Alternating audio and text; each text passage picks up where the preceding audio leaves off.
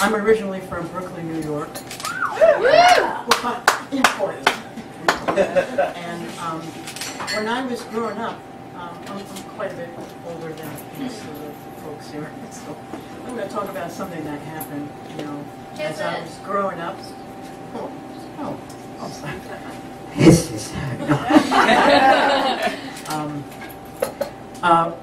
when I was living in New York and with my family, my dad was he wore many hats, which means he always had a lot of different kinds of jobs, and sometimes, well, he was always a working class man, and we never were poor where we had no place to live. And so I gotta say, this man never took a sick day, so that's a good thing for him. And there was one point in time when I was real little that he was out in the driveway painting the car with a paintbrush.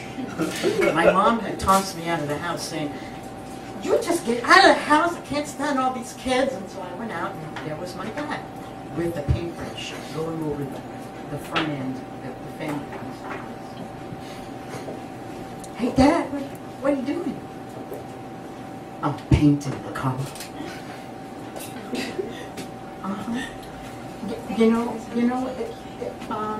It's an odd color, red and creamy yellow. Yeah. Does it make you think of anything? Kind of makes me think of a taxi cab. That's right. Yeah. Papa's going to drive the taxi. So my dad was always really creative about finding ways to buy food, pay the rent. And as being the only girl child he had, I always wanted to do something really creative. So whenever there would be clothes that would be given to us in a big cardboard box, from the church, I'd always go upstairs and put on a bunch of clothes, come on downstairs and put on a show for my family. Made everybody laugh, and that was fun.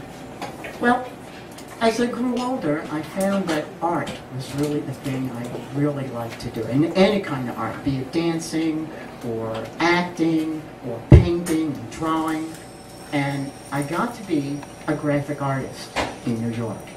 And I had gone through a lot of different job interviews and showed my portfolio and went to all these fancy places. And I had always wanted to be a storybook artist. And I went on a number of different interviews, but I never really landed the perfect job. I worked for Topps Bubblegum, doing paste ups and little funny things. Never did do cartoons. I worked for a greeting card company.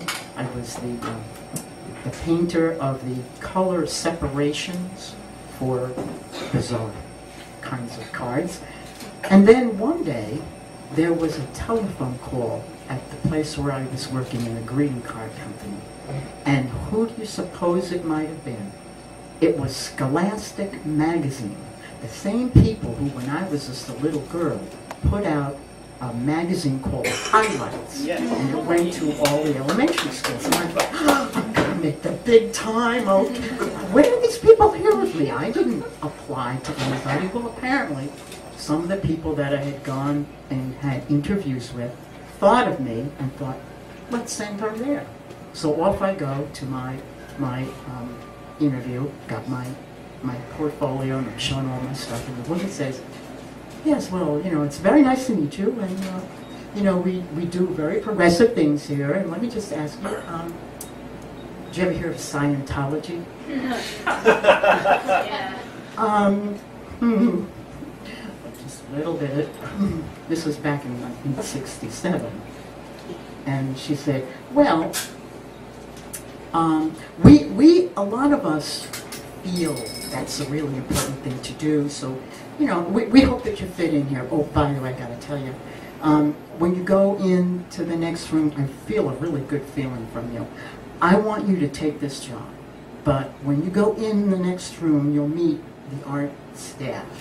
There's a woman there that doesn't really fit in very well. So you're not supposed to say anything about like why you're here.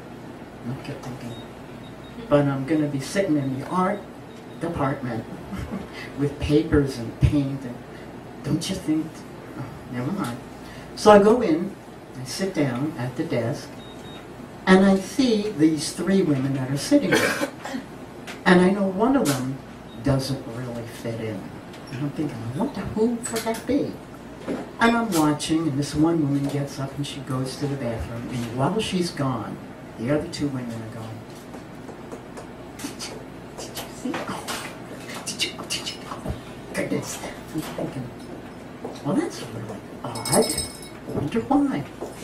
Well, when those two women get up and they go out to some other room, this other woman comes back in and she sits down, and I figured she must be the one they want to get rid of.